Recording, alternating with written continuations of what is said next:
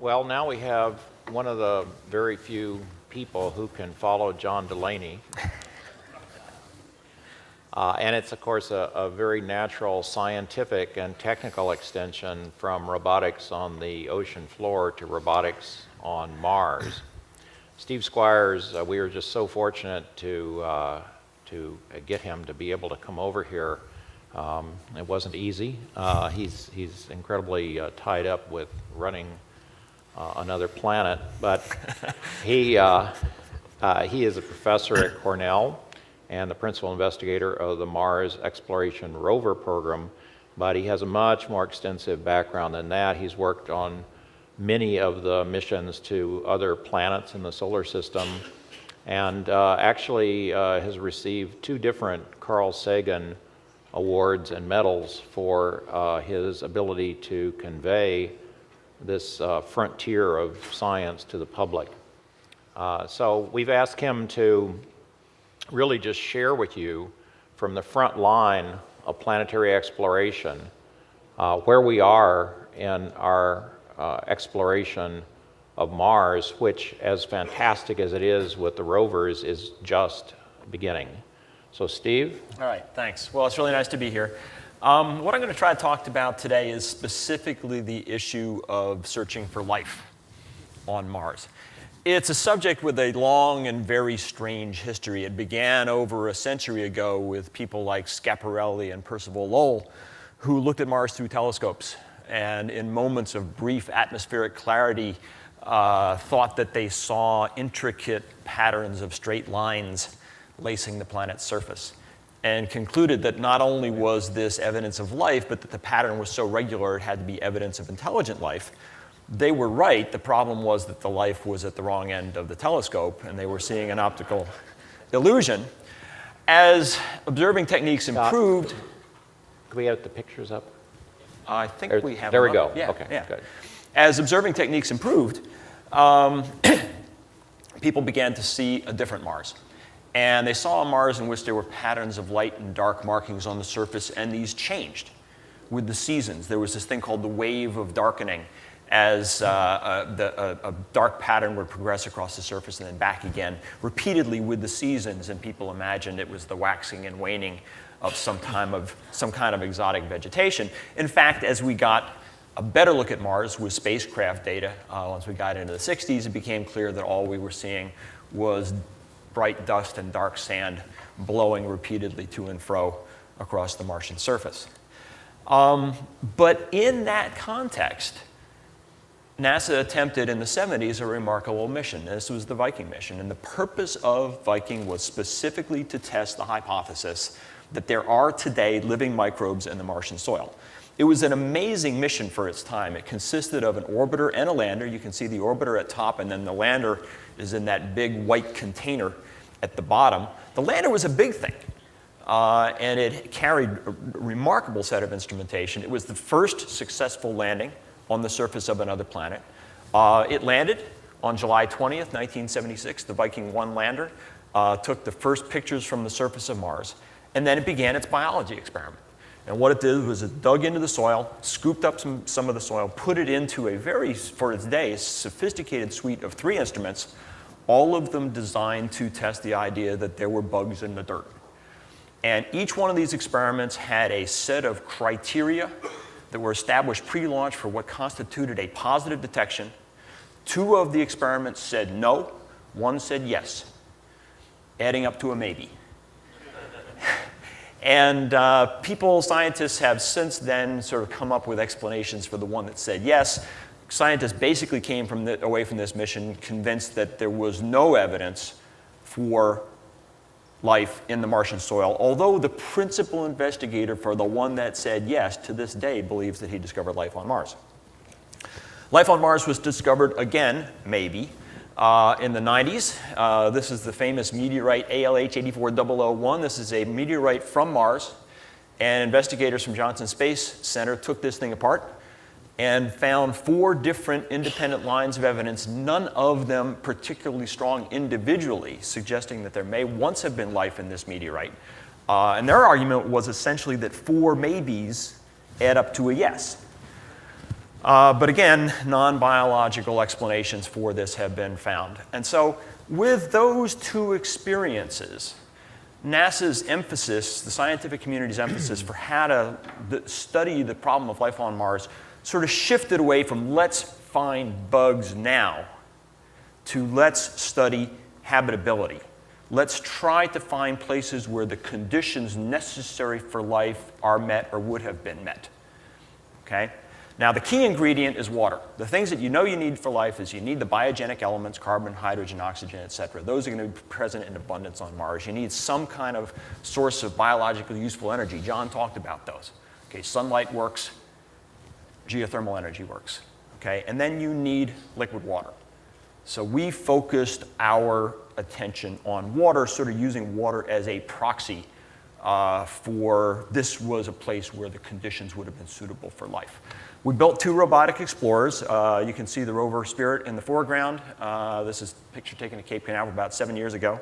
Opportunities in the background up against the wall. Doesn't have her wheels on yet. I'm the good-looking guy in the middle in the white suit.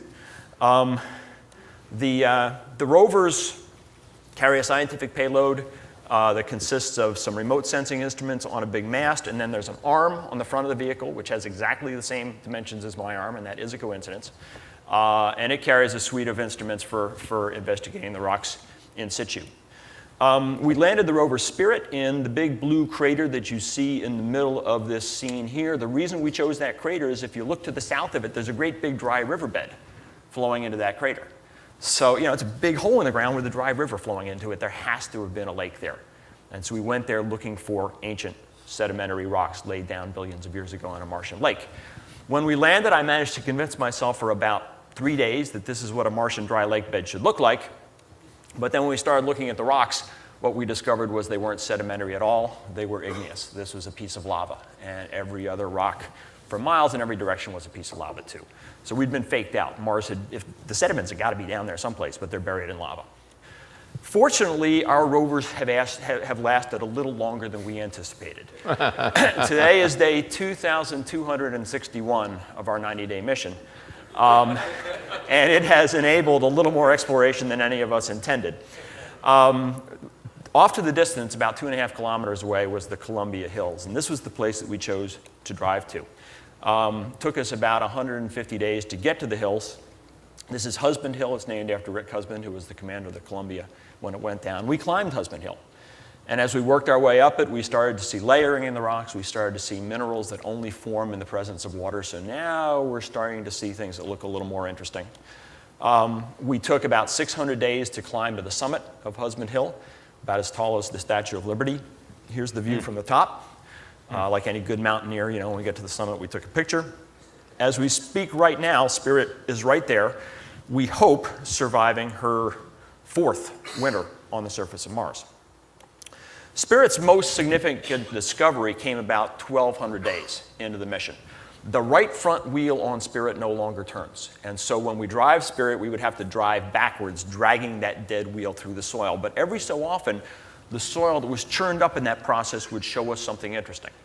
There was a day that we were driving through a little valley, and the soil that popped up in the wheel tracks was as bright as white snow.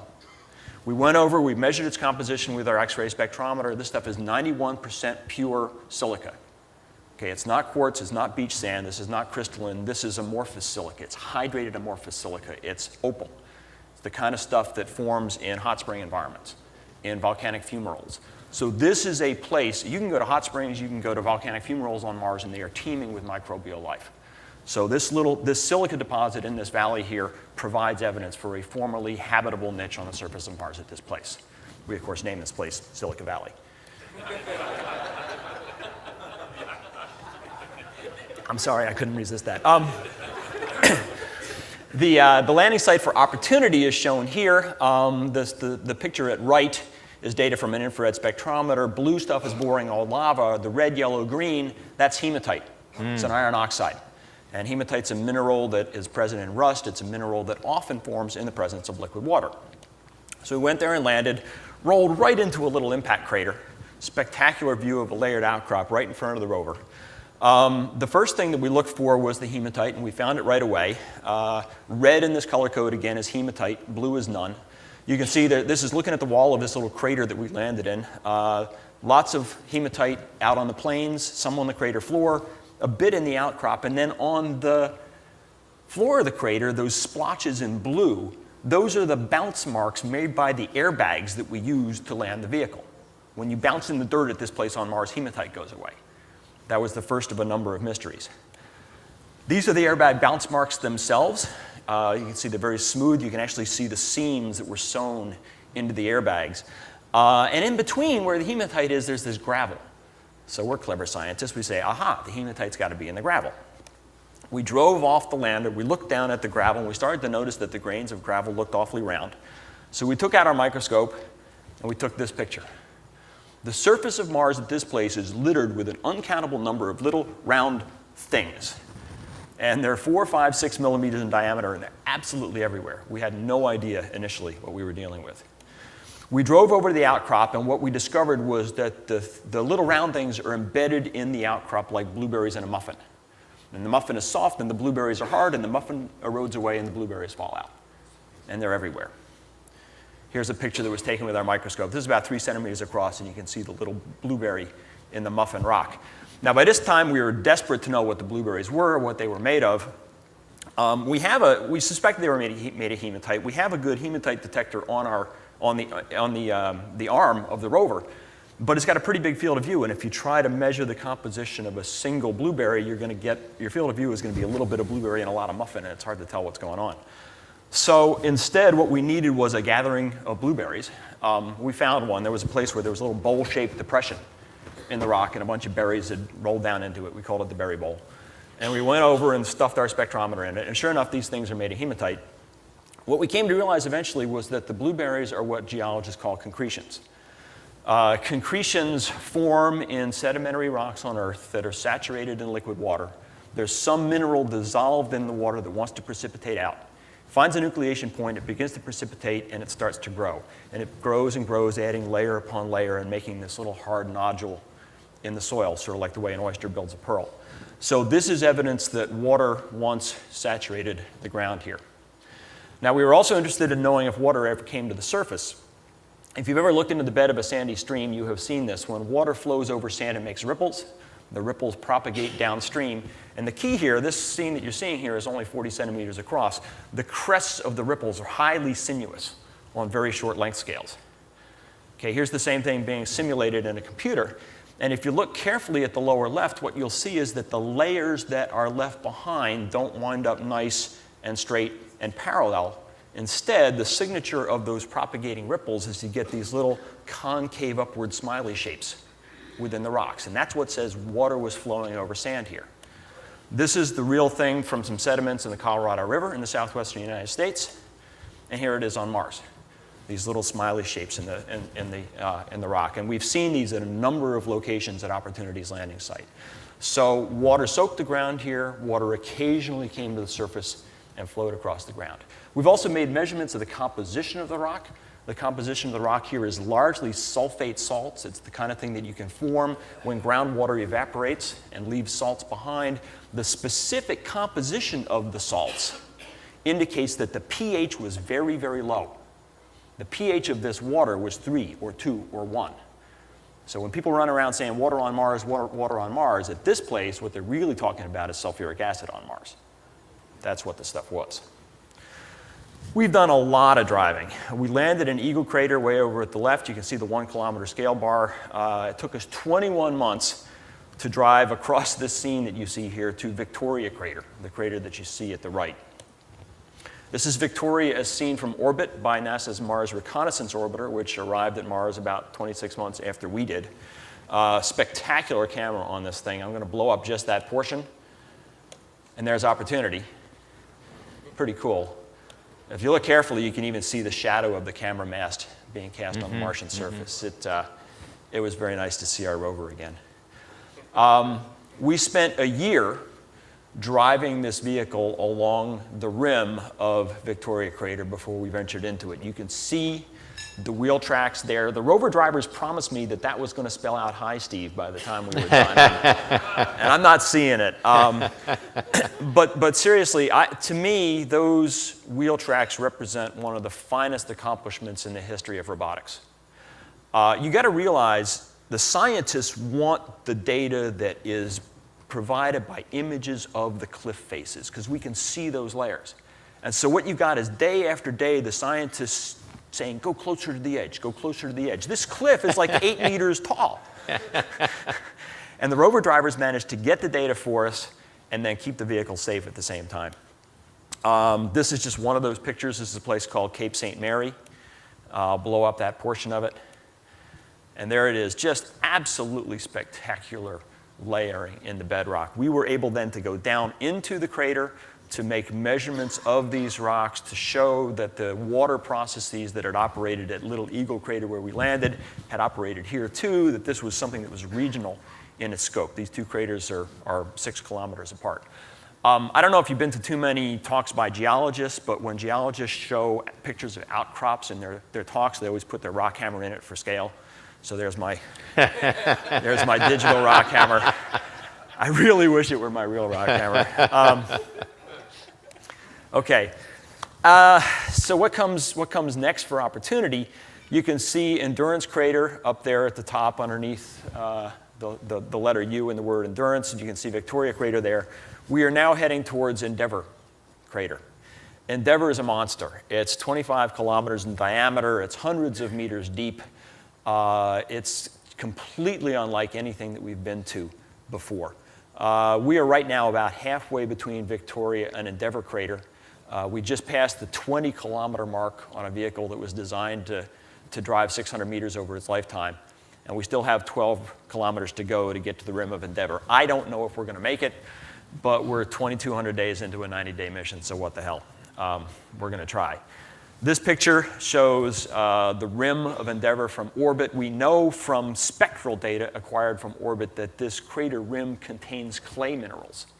And clays form in a watery environment, but not at a pH of 3 or 2 or 1. They form at a pH of 7. They form under neutral conditions. So this would have been even more favorable for life than what we've been driving around on. This picture just came down a few hours ago. This is the view from Opportunity right now. It's pretty bleak out there right now. We're kind of in the middle of nowhere. Sort of looks like waves on an ocean, I guess. But land ho, that's, you can see in the distance the rim of Endeavour Crater, 10 or 12 kilometers away, and we're pedaling as fast as we can, hoping we're going to get there. So that's what's going on with Spirit and Opportunity. Now let me go on to the future. The next big mission is called MSL, the Mars Science Laboratory, and this follows on to what Spirit and Opportunity have done, improving both technically and scientifically on what we've done. I think with our rovers, we have shown pretty conclusively that, yeah, there were habitable environments. Okay, water was there. The question now is, were the building blocks of life there? What about organics?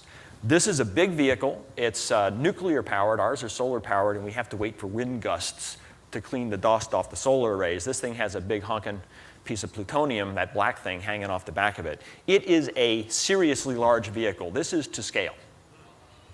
So this is a big, big rover with a budget to match. The way this thing lands is just scary as hell. It comes in on a parachute just like we did, but then what happens is jettisoned from the parachute and it starts free flying. There are two pieces to it. There's a descent stage on top which has rocket motors firing. You can see it at upper right. And then the rover just hanging with all 6 wheels out in the air as it's descending towards the surface. As it gets closer to the surface, the rover descends on this long cable, creating this flying compound pendulum with the rover below and the descent stage above. It goes down to the surface, and then when the rover wheels touch the ground, the descent stage senses that that has taken place, fires some pyros, disconnects the rover, it flies away, and the rover is already sitting there, 6 wheels in the dirt, ready to go. I kid you not. It's going to be terrifying, but if it works, it's going to be great. The guts of this thing contains a number of instruments. To me, the important one is this one. It's called SAM. This is arguably the most complicated instrument ever sent to Mars. And what it does is it detects organic molecules at the parts per billion level. And so what we'll be able to do is go to a place where we know water was present, drill into rocks, extract the powder, put it into this instrument, and see if the building blocks of life are there. So that's the next step. So what comes after that? Well, speaking of organics, there's a strange thing that's been discovered at Mars in just the last few years, and that is that there are trace abundances of methane, the methane molecule in the atmosphere. What is this trying to do? Nothing, I think. Do nothing is good.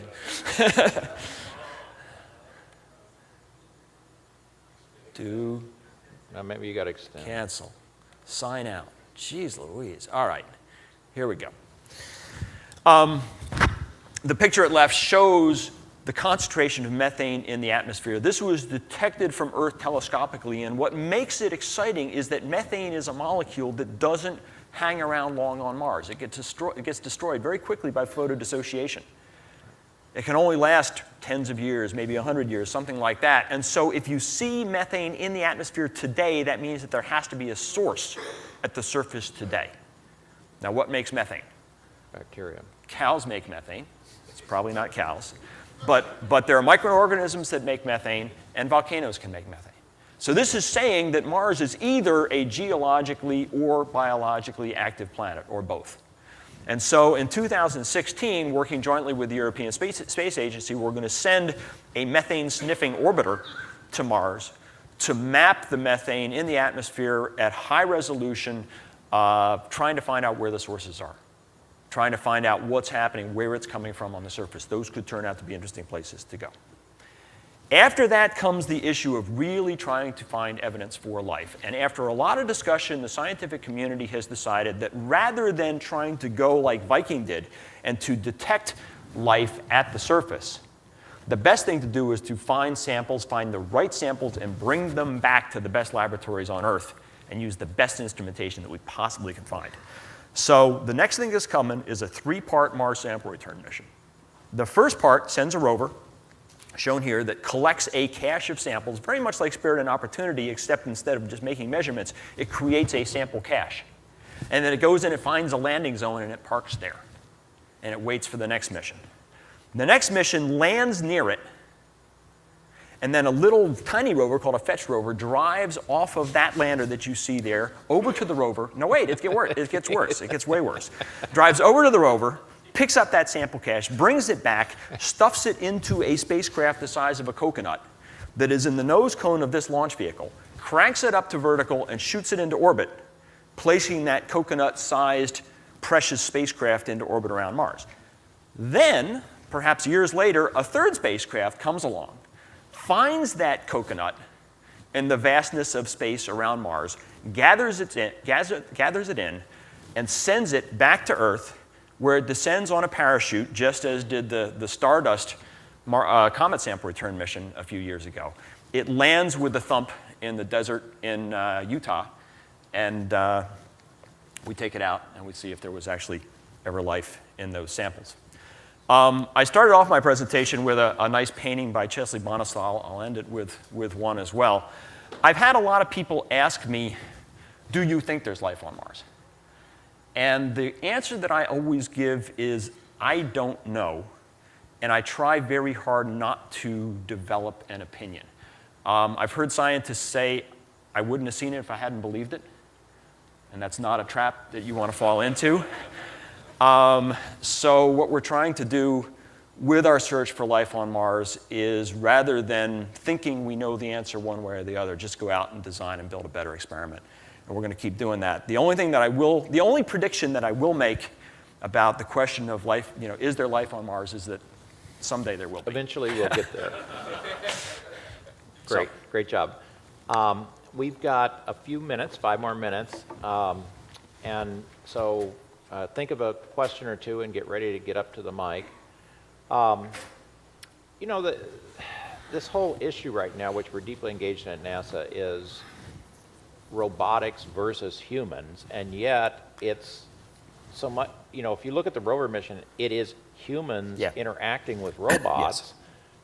albeit at a distance, that has made all these wonderful discoveries. Right. And with the, you know, with the developments we heard, like with Paul Jacobs, of the incredible continuing exponentiation and of the computing that you can put on board these things, we still could get much higher bandwidths with lasers in orbit and so forth. How do you sort of see the synergetic collaboration between humans, and which are not getting any better, and robots, which are getting exponentially better over time, developing, you know, 10, 20 years out? I mean, it's fundamental. You are never again going to see, and you don't see it today, you will never see another space mission that is purely human or purely robotic. Right. The robots have always been operated by humans. You're going to see, I think, more of that. You know, NASA's talking about sending humans to asteroids. Right. Near-Earth asteroids. These are asteroids that are 1-2 kilometers in size. You can't, you know, nobody's going to be like Buzz Aldrin and Neil Armstrong bouncing around on the surface of one of those things. The gravity's so low. So how are people going to interact with the surface? They're going to have robots. Mm-hmm. And the robots are going to go down and be teleoperated, joystick, just like what you know, John Delaney likes to do with deep-sea submersibles. So it's going to be increasingly collaborative between humans and robots from here on out. And this business of, you know, should we explore with humans or should we explore with robots? The answer is hell yeah. Mm-hmm. When you get to a fork in the road, take it. Yeah. So the other thing I think is this emphasis on microbial life ties both of these last two talks together. As John says, not only was Earth a microbial planet, it is a microbial planet. There's about 100 million microbial cells for every one of the human cells on the Earth. And that's the most likely thing we'll find there, on Europa and everything else. How do you see, you know, this pervasive aspect of microbial life? You know, we find that they can last millions of years. They get deep in the rock. On Earth, we can see this. What's your scenario for the most if there is microbial life on Earth? And I'm not asking you what you think it is, but what's the most likely scenario for us actually finding that out? Well, I think on Mars, you know, I think the best place to look is going to be below the Martian surface. The Martian surface today is incredibly cold, incredibly dry, highly oxidizing, very, very inhospitable to life. And I think that's why Viking fundamentally turned up a negative result. But let's say that those methane sources really are indicative of there being life somewhere on Mars. It's probably hundreds of meters down, a kilometer or two down, where the temperatures are warm enough for liquid water to exist. That's going to be a tough thing to go find, but bugs, you know, microbes living in the cracks in the rocks are probably your best bet on Mars. Europa, I don't know. I've got hope for maybe something a little more complicated on Europa. You know, microbes, you go to these deep sea hydrothermal vent that John likes to explore, and microbes are at the base of the food chain. Absolutely. But there's a lot of other stuff swimming around there as well. And so I would not rule out the possibility of more complex biology in a place like Europa, because Europa, if there is a habitable world down there, it has been present and stable for 4.5 billion years. And as we know from this planet, if you have a stable environment for 4.5 billion years and you start biology going, it can go in interesting directions. Well, that gets me up in the morning. Any other questions? Okay, go ahead. All this costs money, of Yep. course. So I was just a little curious about what you see as the future of funding, and I know it's been hard for NASA to get funding in recent years. The future of funding for robotic space exploration looks pretty bright. The attitude, NASA is in a state of considerable turmoil right now, but that turmoil is all in the human exploration program. I've talked to Charlie Bolden, who is the NASA administrator. I've talked to other people at NASA headquarters, and their sense of the state of the robotics space science program is that it ain't broke and they don't need to fix it. So I feel pretty good about the future. Oh, that's great. So I think we're basically, we got one more? Oh, good. Yeah. One more question. One more.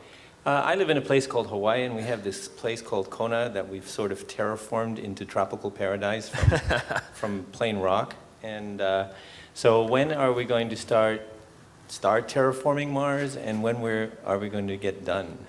Well, I'm a skeptic, personally, when it comes to terraforming. Climate systems are incredibly complex things. We don't understand the Earth's climate system well. We don't understand the Martian climate system well at all. We are nowhere close to being able to transform the climate of a planet to suit our liking. And personally, I feel that if we're going to do that, we should probably start with this planet. And that's going to be what the CTO Challenge talks about just a little bit later this morning. Thanks so much, Steve. Okay. Fantastic job.